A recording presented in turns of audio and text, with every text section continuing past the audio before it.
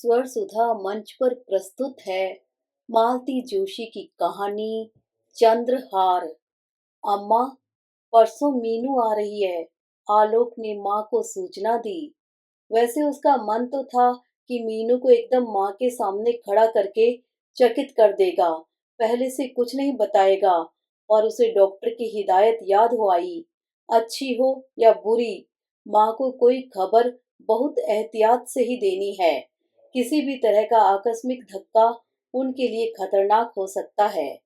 उसने तो सोचा था कि मीनू के आगमन की सूचना पाते ही अम्मा का चेहरा खुशी से खिल उठेगा, पर माँ वैसे ही जड़वत बैठी रही। उनके चेहरे पर कोई प्रतिक्रिया दिखाई नहीं दी। अम्मा, सुन रही हो न? परसों मीनू आ रही है। आ रही है तो मैं क्या करूं? अम्मा ने तुनक कर कहा। उससे कहो अभी क्यों आ रही है, सीधे मेरी तेरही पर ही आती ना, दो दो बार का खर्च बच जाता। कैसी बात कर रही हो अम्मा? ठीक ही तो कह रही हूँ। जब मैं मरने की कगार पर थी तब आते नहीं बना। सोचा होगा एक बार निबट जाने दो, फिर इकट्ठा ही जाऊंगी। पर मैं ऐसी बेशर्म की मौत के मुंह से भी सही सलामत लौट ही आई। सही सलामत तो तुम्हें लौटना ही था अम्मा। ये ऑपरेशन तुम्हारी सलामती के लिए ही तो किया था। वह कुछ नहीं बोली, मुंह फुलाई बैठी रही। और प्लीज उससे उल्टा सीधा कुछ कह मत देना। गलती उसकी नहीं, हमारी ही है। हमने उसे खबर ही नहीं की थी। हमने, मतलब अनु ने सोचा कि मीनू आएगी तो वह उसकी ओर ठीक से ध्यान नहीं दे पाएगी। अनु को घर भी देखना था और अस्पताल में तुम्हारे पास रहना भी जरूरी था। मीनू कोई मेहमान थी, पराई थी, जो तुम लोगों से खातिरदारी की अपेक्षा करती?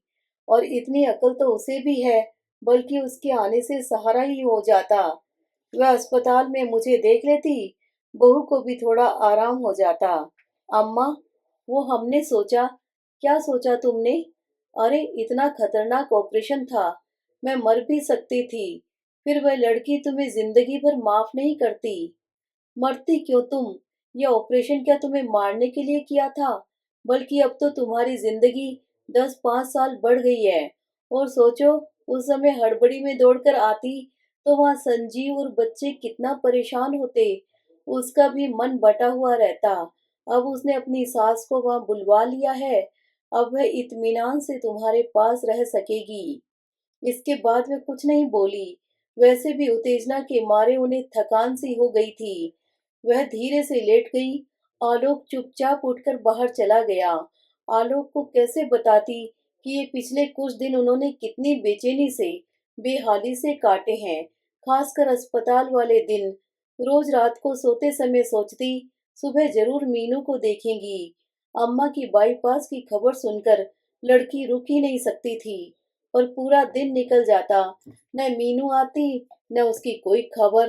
रात से फिर उनकी प्रतीक्षा शुरू हो जाती और हर दिन निराशा में बदल जाता।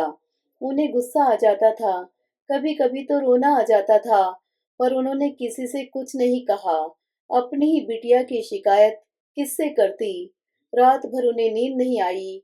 मीनू की पिछली छाया याद आती रही। उस बार ननद की शादी में आई थी। सारे दिन ससुराल में ही बीत गए। जाने से पहले 2 दिन के लिए वे लोग उनके पास आए थे। उस दिन आलोक ने पिक्चर का प्रोग्राम बना लिया था, पर मीनू नहीं गई। बोली, भैया मैं उतनी देर अम्मा के पास और बैठ लूंगी। अनुपमा भी नहीं गई। उस पर तो मेहमानन नवाजी का सारा भार था। फुर्सत के क्षणों में अम्मा ने अपना सारा खजाना उसके सामने खोलकर रख दिया था। उतनी भारी साड़ियां पहनने का न तो अब उन्हें शौक रह गया था, न ताकत। चाहती थी कि बिटिया अपनी पसंद की चुन ले, बाकी वह बहू को दे देंगी। मीनू बोली, इतनी साड़ियों का मैं क्या करूंगी अम्मा? साल में मुश्किल से 8-10 बार पहन पाती हूँ। मेरी शादी वाली साड़ियां ही पड़े पड़े खराब हो रही हैं, और इन साड़ियों के तुम सूट तो बनवाने नहीं दोगी। उन्होंने फौरन साड़ियां समेट ली। खबरदार जो इन साड़ियों पर कैंची चलाई। जिनके पास नहीं होता वे बेचारे तरसते हैं, और तुम लोगों को ये दरिद्री लक्षण सूझते हैं। अच्छा, साड़ियां छोड़ो, मैं चांदी के बर्तन तुम दोनों में बांट देना चाहती हूँ। अभी ले जाओगी या अगली बार? मैं हिंदुस्तान रहने आ जाऊंगी ना, तब ले जाऊंगी।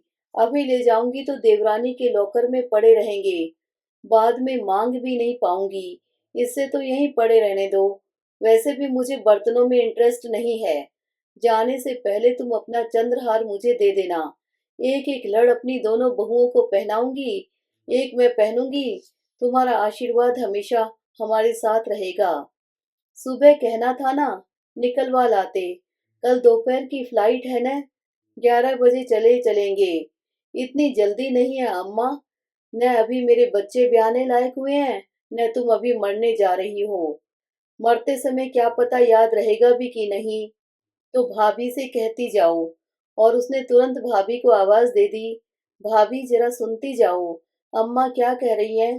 भाभी आंचल से पसीना पोंछते हुए हाजिर हुई। पार्वती, जरा कढ़ाई चलाती रहना, मैं आ रही हूँ। फिर मीनू से बोली, बोलो क्या कह रही थी। मैं नहीं, अम्मा कह रही हैं। भाभी ने अब अम्मा की ओर देखा। वह सक पका गई। धीरे से बोली, मैं मर जाऊं तो मेरा चंद्रहार इसे दे देना। तो अपने हाथ से दे दीजिए न, मरने का इंतजार क्यों करती हैं। मैं जाऊं, मेरी कढ़ाई जल रही है। बाद में पार्वती ने बताया कि बहू जी बड़बड़ा रही थी कि सेवा करने के लिए हम हैं और मेवा लूटने के लिए बिटिया रानी। मजाक में ही सही। बेटी ने एक इच्छा प्रकट की थी तो अम्मा ने निश्चय कर लिया था कि अपनी लाडली की इच्छा का मान जरूर रखेंगी। ऑपरेशन की तारीख तय होते ही वह बैंक गई थी और हार निकाल लाई थी। मन हुआ कि बहू से कह दे कि ऑपरेशन के दौरान उन्हें कुछ हो जाए तो मीनू को उसकी सौगात दे दें, पर बहू की उस दिन की बात याद करके हिम्मत नहीं पड़ी थी। सब कुछ उन्होंने भाग्य के भरोसे, ईश्वर के भरोसे छोड़ दिया था और ईश्वर उन्हें अपने घर में लौटा लाए थे। अब वह अपने हाथ से बेटी को उसकी थाती सौंप सकेंगी। शाम को बहू चाय देने आई तो उन्होंने पूछा, मेरी अलमारी की चाबी तुम्हारे पास है ना? हाँ, क्यों? सोच रही थी बैठे बैठे जरा ठीक कर लेती। अम्मा जी, अभी आपकी तबीयत उतनी ठीक नहीं हुई है। बेकार में एग्जर्ट मत कीजिए, पहली फुर्सत में मैं ही ठीक कर दूंगी। अरे, मैं कोई पूरी थोड़े ही खंगालूंगी। बस बिट्टी के लिए खाना खाली करना है, सो पार्वती की मदद से कर लूंगी। पर गेस्ट रूम में अलमारी है तो? नहीं, बिट्टी इस बार अकेली आ रही है, मेरे पास ही रहेगी, उन्होंने दृढ़ता से कहा। बहू फिर कुछ नहीं बोली। दूसरे दिन उन्होंने फिर याद दिलाया, पर इस बार बहाना दूसरा था। अरे, ऑपरेशन से पहले चैन, चूड़ियां, टॉप्स सब उतार कर रख दिया था ना, सोचती हूँ मीनू के आने से पहले पहन लूं। जवाब में बहू छन्न से चाबियां पटक कर चली गई थी। बाद में पार्वती ने बताया कि बहू जी बुदबुदा रही थी कि ठीक से खड़ा भी नहीं हुआ जा रहा और चाबी में प्राण अटके हैं। पार्वती से मिली ऐसी सूचनाएं मन को उद्विग्न करती रहती हैं। मीनू के लिए खाना खाली करने के बहाने उन्होंने सारी अलमारी खाली कर दी। कपड़ों का वह ढेर एक कोने में सरकाकर पार्वती को तरतीब से समेटने के लिए बिठा दिया। फिर उसकी नजर बचाकर उन्होंने धीरे से लॉकर खोला। ऑपरेशन के लिए जाने से पहले उन्होंने रोज पहनने की सारी चीजें उतारकर एक रुमाल में बांध दी थी। वह रुमाल यथावत रखा मिल गया। उसे परे रखकर उन्होंने दोबारा भीतर तक हाथ डालकर टटोला। बैंक के कागज पत्र थे, खास खास अवसरों पर निकलने वाले पूजा के बर्तन थे, पाउच में रखी हुई दर्जन भर अंगूठियां और टॉप्स थे, चांदी के गणेश थे, अमेरिकन डायमंड की चूड़ियां थी, मतलब कि सब कुछ था। पर वह मखमली बटुआ कहीं नजर नहीं आया। पता नहीं क्यों उन्हें एकदम थकान सी महसूस होने लगी। उन्होंने लॉकर बंद किया और रुमाल की पोटली को मुट्ठी में दबाकर लेट गई। उन चीजों को पहनने का भी उत्साह नहीं रहा। मीनू के आने के बाद 2-3 दिन फुर्र से कैसे उड़ गए, पता ही नहीं चला। मम्मी को ठीक ठाक देखकर वह भी खुश थी और भैया भाभी को उस पर प्यार बरसाते देख मीनू की अम्मा भी खुश थी। रात को जब घर भर सो गया तो उन्होंने मीनू से कहा, बिट्टी मेरा एक काम करेगी? पानी चाहिए या दूध गर्म कर दूं? नहीं, वह तो सब थर्मस में रखा हुआ है। तू एक बार मेरा लॉकर खंगाल दे। एक चीज नहीं मिल रही और मुझसे वहां ज्यादा देर खड़ा नहीं हुआ जाता। मीनू ने दरवाजा बंद किया और लॉकर का पूरा सामान चादर पर सजा दिया। देख लो अम्मा, क्या चाहिए बता दो, अलग से रख दूंगी। उन्होंने पहले ही देख रखा था, फिर भी एक सरसरी निगाह सब चीजों पर डाल दी और सिर हिला दिया। मीनू ने सारा सामान उठाकर तरतीब से वापस रख दिया, लॉकर बंद किया और पलंग पर बैठकर बोली, कौन सी चीज नहीं मिल रही है? चंद्रहार। अस्पताल जाने से पहले बैंक से लाकर लॉकर में रखा था कि तुम्हें दूंगी, पर वही गायब है। कमाल करती हो अम्मा, अस्पताल जाने से पहले तो तुम्हें यह सारा सामान भी बैंक में रखवा देना था। 7-8 दिन तक घर तो एक तरह से सूना ही रहा होगा न? चोर अगर आता तो उसकी तो चांदी हो जाती। चाबी किसके पास थी? तेरी भाभी के पास। हो सकता है उन्होंने संभाल कर कहीं उठाकर रख दिया हो। पूछ कर देख लो। ना बाबा, ऐसा महाभारत मचाएगी कि बस। उसकी आदत तुम जानती तो हो। उस दिन चाबियां ही मांग ली थी तो ऐसा ताव खा गई थी कि क्या बताऊं। तो फिर अब उस बात को मन से निकाल दो और सो जाओ।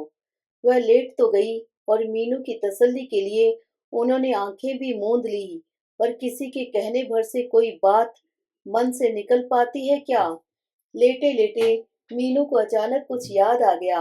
अम्मा, तुम्हारे लॉकर से वह लाल रेशम की थैली जिसमें तुम बाबूजी की चिट्ठियां रखा करती थी, गायब है। हे भगवान! वह एकदम उठ बैठी। बिट्टी, वह बड़े वाला सफेद संदूक खोल तो। हे भगवान! इतनी रात को? मीनू ने याचना के स्वर में कहा, पर अम्मा उसकी ओर बड़ी आशा से देख रही थी। उठना ही पड़ा। कोने में रखे उस संदूक को खोलना आसान काम नहीं था। उस पर दुनिया भर का कबाड़ रखा हुआ था। संदूक में भी अल्लम गल्लम सामान ही था। पुराने ढेर सारे एल्बम्स, खानदान के ग्रुप फोटो, बाबूजी को यहाँ वहां से मिले मान पत्र, सर्टिफिकेट्स, मेडल्स, शादी के कार्ड्स, परिवार भर की जन्म कुंडलियां। एक पूरा संसार बंद था उसमें, जिसे अम्मा ने जतन से सहेज कर रखा था। उसी सामान को उलटते पलटते वह रेशमी थैली हाथ आ गई। वह कुछ सोचती इससे पहले ही अम्मा ने झपट कर उसके हाथ से ले ली और अधीरता से डोरियां सरकाई और उसमें से वह जामुनी मखमली पाउच निकल आया।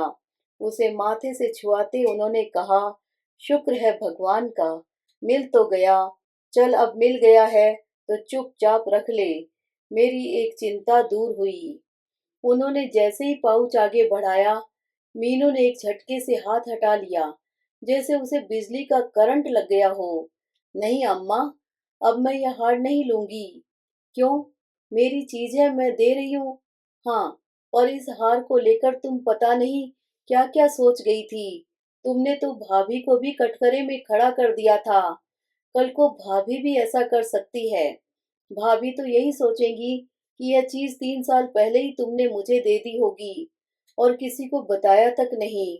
वह तो सोचेंगी कि इस तरह तुमने और भी बहुत कुछ दिया होगा जिसका उन्हें पता नहीं है।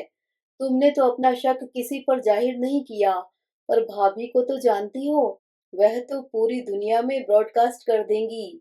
मैं तो शर्म के मारे भैया के सामने खड़ी भी न हो सकूंगी। इसमें शर्म की क्या बात है? क्या मुझे इतना भी हक नहीं है?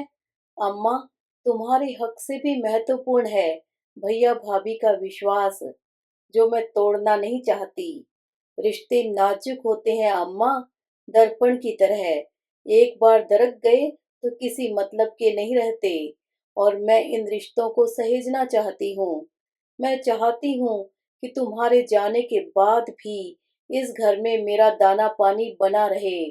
मैं जब जब भारत आऊं, इस घर के दरवाजे मुझे खुले मिलें, ताकि मैं तुम्हारी यादों को फिर से जी सकूं। कल को मेरे बच्चों की शादियां हों तो मैं हक के साथ भात मांगने आ सकूं। ये मेरे पीहर की देहरी है अम्मा, मेरे लिए किसी भी हार से ज्यादा कीमती है। प्लीज इसे मुझसे मत छीनो। और यह बात कहते कहते मीनू का गला भर आया, आंखें छलछला आई। अम्मा ने आगे बढ़कर उसे गले से लगा लिया और उसकी पीठ पर हाथ फेरते हुए बोली, अरे वाह, मेरी लाडो तो मुझसे भी ज्यादा समझदार हो गई है। और यह कहते हुए उनकी भी आवाज भीग गई थी।